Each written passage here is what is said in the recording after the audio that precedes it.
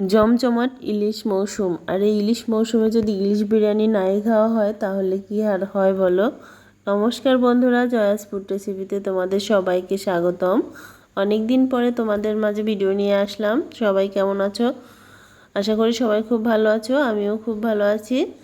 আর আজকের আমি তোমাদের জন্য সেই দুর্দান্ত একটি রেসিপি নিয়ে আসলাম, ইলিশ বিরিয়ানি, যেটি তোমাদের সবার ভীষণ ভীষণ খুব ভালো লাগবে। তো রেসিপিটির জন্য দেখো, আমি এখানে 700 গ্রামের একটা মাছ কেটে নিয়েছি, 8 পিস আমি করেছি এখানে। আর রান্নার জন্য আমি এখানে 100 গ্রাম টক দই নিয়েছি। টক দইটা একটু ফেটিয়ে নিচ্ছি, আর ভালো করে ফেটিয়ে নিতে হবে। আর এখানে দেখো, আমি রাঁধুনি রেডি মিক্স বিরিয়ানি মশলাটা কিন্তু আজকের মাছে ব্যবহার করবো, একদমই নতুন, আশা করি তোমরা এর আগে কেউ খাওনি। তো এখানে আমি প্রায় হাফ প্যাকেট মশলা দিয়ে দিলাম, মানে পুরোটা দেবো না, অর্ধেক পরিমাণ মশলা দিয়ে তারপরে দিচ্ছি নুন। পরিমাণ মতো নুন দেবে, স্বাদ মতো। আমি এখানে 1.5 চামচ নুন নিয়েছি।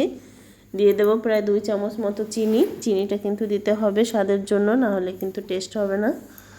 আর দিয়ে দেব প্রায় 1 কাপের একটু কম পেঁয়াজ বেরেস্তা। আর দিয়ে দেব সামান্য একটু হলুদ, জাস্ট কালারের জন্য, এটা তোমরা চাইলে স্কিপ করতে পারো। দিয়ে দেব 1 টেবিল চামচ তেল। তো সবগুলো উপকরণ আমি এখন মিক্সড করে নিচ্ছি। তোমরা ভালোভাবে মিক্সড করে নেবে। তোমরা এখানে আলাদা মশলা ব্যবহার করার টাইম যাদের নাই, তারা এভাবে সহজ একদম রেসিপি করে নেবে। আর এই রেসিপিটা আমি আশা করি কেউ রাঁধুনি বিরিয়ানি মশলা দিয়ে এখন পর্যন্ত কেউ ইলিশ বিরিয়ানি করেনি, তবে একবার অবশ্যই ট্রাই করো। আশা করছি ভালো লাগবে। মশলা করার কোনো ঝামেলায় থাকলো না। তো মশলাটা মেখে আমি এর ভিতরে দেখো মাছগুলো ভালো করে মেখে নিলাম। মেখে নিয়ে আমি এটাকে আধা ঘন্টার মতো রেখে দেব। আর অন্য পাশে আমি দেখো ভাতের জন্য জল বসিয়ে দিয়েছি। আর ভাতে দেব 3 টুকরো তিনটে এলাচ নিয়েছি, 3 টুকরো দারুচিনি, 1.5 চামচ মতো চিনি নিয়েছি, 1.5 চামচ নুন, গোটা কয়েকটি জিরে এবং কয়েকটি লবঙ্গ। সব কিছু আমি একসঙ্গে জল গরম হয়ে আসলে দিয়ে দেব, ফুটে আসা পর্যন্ত। এখানে আমি আরও অ্যাড করব 1 চামচ মতো তেল, যাতে ভাতটা ঝরঝরে থাকে। আর দেখো, এই পাশে রান্নার জন্য সেই পেঁয়াজ বেরেস্তার খানিকটা তেল উঠিয়ে একটু তেলের ভিতরে আমি এখানে আলু দিয়ে দেব, বেশ কয়েকটি। 2টো বড় সাইজের আলু আমি এখানে ছোট টুকরো করে নিয়েছি। এটাকে আমি একদম মিডিয়াম আঁচে আস্তে আস্তে করে ভাজবো, যাতে আলুটা পুরোপুরি সিদ্ধ হয়ে যায়, সেইভাবে করে। আর এখানে দিয়ে দিলাম 1/2 চামচ পরিমাণ হলুদের গুঁড়ো। এটাকে দিয়ে দিচ্ছি, আর নুন দিয়ে দিচ্ছি স্বাদ মতো। এখানে আমি প্রায় 1 চামচ নুন দিয়েছি। এটা দিয়ে আস্তে করে আস্তে আস্তে ভাজতে হবে। আর অন্য চুলায় কিন্তু আমার ভাতের জন্য জল বসানো হয়েছে, আমি চালটাকে কিন্তু ধুয়ে ঝরিয়ে রেখেছি। তো দেখো, আমি আস্তে আস্তে করে ভেজে দেখিয়ে দিলাম যে আলুটা কিন্তু প্রায় সিদ্ধ হয়ে গেছে, দেখতেই পাচ্ছ তোমরা, কারণ বিরিয়ানিটা রান্নায় কিন্তু সময় লাগবে না। আর এখানে দেখো, আমি সেই ইলিশ মাছটাকে যেটা ম্যারিনেট করে রেখেছিলাম সেটাকে আমি দিয়ে একটু কষিয়ে নেব আলুর সঙ্গে, খুবই আলতো হাতে। আর আমি মশলাটা একটু ধুয়ে এর ভিতরে দিয়ে দিচ্ছি। ইলিশ মাছটা কিন্তু খুবই নরম, তাই সাবধানে নাড়াতে হবে। এটা আমি 3-4 মিনিট আলুর সঙ্গে কিন্তু কষিয়ে নেব আস্তে করে। জাস্ট পুরো রান্নার প্রসেসটা কিন্তু এখানেই হয়ে যাচ্ছে। এখানে আমি দিয়ে দিলাম 1 চামচ কাঁচা লঙ্কা বাটা, ঝালের জন্য তোমরা কম বেশি দিতে পারো। তো এটাকে দেখো আমি কীভাবে আস্তে আস্তে করে নেড়ে নিচ্ছি। এবং জালটাও কিন্তু মিডিয়াম আঁচে থাকবে। একটু উল্টে দিচ্ছি মাছটাকে, খুবই আলতো হাতে নাড়তে হবে এবং খুবই সাবধানে উল্টোপাল্টা করতে হবে, কারণ ইলিশ মাছ কিন্তু ভীষণ নরম, আমি আবারও বলছি। আর এটা কিন্তু খুব অল্পতে সিদ্ধ হয়ে যায়। তো মাছটা আলুটা কিন্তু আমার এখানেই সিদ্ধ হয়ে যাচ্ছে। তো এটাকে আমি এখন বন্ধ করে রাখবো। তোমরা দেখতেই পাচ্ছ কত সুন্দর একটা কালার এসেছে। দেখো, এভাবে যদি ইলিশ বিরিয়ানিটা করো, আমি তোমাদের গ্যারান্টি দিয়ে বলছি, তোমরা খেয়ে আমাকে আবার রিপ্লে করবে যে বিরিয়ানিটা কত ভালো হয়েছে। আর দেখো, রান্না করতে করতে বৃষ্টি নেমেছিল সেদিন, তাই আমি একটু তোমাদের দেখাচ্ছি। দেখো, রান্নার সময় বৃষ্টি খুবই ভালো লাগে কিন্তু পরিবেশটা। আমি জানলাটা বন্ধ করে দিচ্ছি, এই জন্য আলোটা একটু কম আসতে পারে তোমাদের ভিডিওতে, তো তোমরা একটু চেক করে দেখো। আর এই পাশে দেখো, আমার ভাতটা উতলে গিয়েছে। সরি, এখানে জলটা আমার গরম হয়ে ফুটে নিয়েছে 2-3 মিনিট মতো।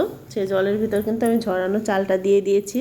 আর আমি এখানে 750 গ্রাম চাল নিয়েছি, মানে 1 কেজি চালের 4 ভাগের 3 ভাগ চাল নিয়েছি। দিয়ে আমি একটু চালটাকে নেড়ে দিচ্ছি। আর এখানে আমি কিন্তু আর একটা স্কিপ হয়ে গেছে, সেটার জন্য খুবই দুঃখিত। এখানে আমি কিন্তু 1.5 চামচ মতো বিরিয়ানির মশলা দিয়েছিলাম জলের ভিতরে, যাতে করে পুরো চালটায় এর ফ্লেভারটা চলে যায়। এটা আমার বর কিন্তু করেছিল, বলেছিল, তো দিয়ে দিয়েছে ফাঁকে, সেজন্য আমি ভিডিওটায় আসতে পারিনি, সেজন্য সরি। আর দেখো ভাতটাকে কিন্তু দেওয়ার পরে বারবার চেক করতে হবে। বিরিয়ানি রান্নায় সাধারণত 70% ভাতটাকে ফুটিয়ে নিতে হয়, আর এখানে কিন্তু আমরা প্রায় 80 থেকে 85% পর্যন্ত ফুটিয়ে নেব, কারণ আমাদের পুরো রান্নাটাই প্রায় এখানে রান্নায় হয়ে যাবে, কারণ আলুটা মাছটাও কিন্তু হয়ে গেছে। তো দেখো ভাতটা ওদিকে আমার হয়ে গেছে, আমি ঝেড়ে নিচ্ছি, আর এর দিকে দেখো আমি হচ্ছে মাছগুলোকে আস্তে করে আগেও তুলে নিয়েছি আলু থেকে, দেখতেই পাচ্ছ। আর এই যে দেখো আলুটা, তো আমার ভাতটা ঝরিয়ে নেওয়ার পরে দেখো আমি দুটো গামলায় রেখেছি, একটা ঝুড়িতে আর একটা গামলা আলাদা করে রেখেছি, যাতে করে ভাতটার একটু গরম গরম ভাবটা সরে যায়। আর এখানে রান্নার জন্য হাঁড়ি নিয়েছি আমি রাইস কুকারের, সেটা একটু তেল দিয়ে নিয়েছি, নিচে একটু তেল মাখিয়ে নিয়ে আমি অর্ধেক পরিমাণ ভাত একবারেই দিয়ে দিলাম। আর ভাতটা তোমরা দেখতেই পাচ্ছ যে কতটা ঝরঝরে হয়েছে, আর সাদা সাদা ভিতরে আঁশ থাকবে, তখন কিন্তু ভাতটাকে নামিয়ে নিতে হবে। তোমাদের একটু দেখিয়ে দিচ্ছি যে কতটা ঝরঝরে ভাতটা হয়েছে। তো প্রথমে আমি এখানে আলু দিয়ে দিচ্ছি, দেখো তোমরা দেখতে পাচ্ছ আলুটাকে সাজিয়ে দিয়ে দিচ্ছি। 3-4 পিস আলু আমি রেখে বাদবাকি আলু আমি এখানেই দিয়ে দিলাম। দিয়ে দেওয়ার পরে এখানে দিয়ে দেবো সামান্য পেঁয়াজ বেরেস্তা। মাছটা কিন্তু মাঝখানে দেওয়া যাবে না, কারণ মাছটা কিন্তু মাঝখানে দিলে সমস্যা, কারণ গলে যাবে। যেহেতু মাছটা আমার হয়েই গেছে, সেহেতু মাছটাকে উপরে দিতে হবে। তাই আলুটাকে দিয়ে দেখো বাদবাকি সব ভাতগুলো আমি দিয়ে দিলাম, দিয়ে নেড়েচেড়ে সমান করে দিয়েছি। দেখো আমার প্রত্যেকটা ভাত কিন্তু একেবারে সুন্দর ঝরঝরে হয়েছে। আর এখানে আমি 400 গ্রাম গরুর দুধ দিয়েছি, আর ওর সঙ্গে 2 চামচ চিনি গুলিয়ে দিয়েছি। ঠিকঠাক মতো না হলে কিন্তু স্বাদের ব্যালেন্সটা ভালো হয় না বিরিয়ানির। আর এখানে দেখো আমি উপরে দিয়ে দিলাম সে মাছগুলো, ইলিশ মাছগুলো সবগুলো আমি এক জায়গায় দিয়ে দিলাম, আর যে কয়টা আলু বাকি রেখেছি সেগুলোও আমি এখানে সাজিয়ে দিয়েছি। আর ঝোলগুলো সব দিয়ে দিলাম উপর থেকে। দিয়ে দিচ্ছি 4টা কাঁচা লঙ্কা, আর দিয়ে দেব কয়েকটা কিশমিশ, আর দিয়ে দেব পেঁয়াজ বেরেস্তা। মাছটাকে কিন্তু উপরেই দিতে হবে, উপরে না দিলে কিন্তু মাছটা যখন আমরা খেতে বা পরিবেশন করব তখন কিন্তু মাছগুলো ভেঙে যাবে। আর সর্বশেষ দিয়ে দিচ্ছি 1 চামচ ঘি। তো রান্নার প্রসেসটা আমার শেষের দিকে, এখন দমে রাখার জন্য তৈরি করব। আমি আবারও বলছি মাছটাকে কিন্তু তোমরা ভিতরে দেবে না, তাহলে কিন্তু তোমরা মাছটাকে আস্তে তুলতে পারবে না। মাছটা যেহেতু হয়ে গেছে সেহেতু ভিতরে দেওয়ার কোনো মানেই নেই। তো দেখো আমার এই ঢাকনটা দিয়ে দিলাম। ঢাকনটা দিয়ে আমি কিন্তু চারপাশ দিয়ে মুখটা আটকে দেবো না, জাস্ট আমার ঢাকনের দুটো ছিদ্র রয়েছে, সেই ছিদ্র দুটো আমি জাস্ট একটু আটা দিয়ে লাগিয়ে দিলাম। এটা দেওয়ার পরে আমি দেখো একটা তাওয়া গরম করে নিয়েছি। তাওয়াটা পুরো হিট করে, একেবারে ফুল আঁচ দিয়ে হিট করে ওর উপরে আমি এটাকে বসিয়ে দিলাম। বিরিয়ানিটাকে বসিয়ে দিয়ে জাস্ট 25 মিনিট একদম মিডিয়ামে এটাকে রান্না করব। তো জালটাকে কিন্তু দেখো কীরকম তোমরা চুলোর জালটাকে রাখবে, দেখতেই পাচ্ছ। এভাবে করে রেখে জাস্ট 25 মিনিট রেখে দিলেই কিন্তু এটা রেডি হয়ে যাবে। তো 25 মিনিট পরে আমরা ফিরে আসলাম। দেখো দেখতে পাচ্ছ উপর থেকে কীরকম দেখা যাচ্ছে, আমি একটু তোমাদের দেখিয়ে দিলাম। এই যে এখন আমি চুলোটাকে বন্ধ করে দেব। চুলোটাকে বন্ধ করে দিয়ে এভাবে আবার 15 মিনিটের জন্য রেখে দেব দমে, তারপর এটাকে নামাবো।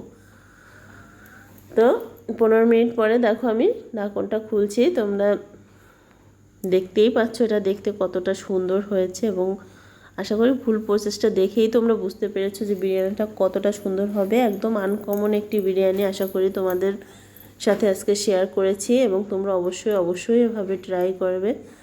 আমি আশা করি তোমাদের সবার ভীষণ ভালো লাগবে।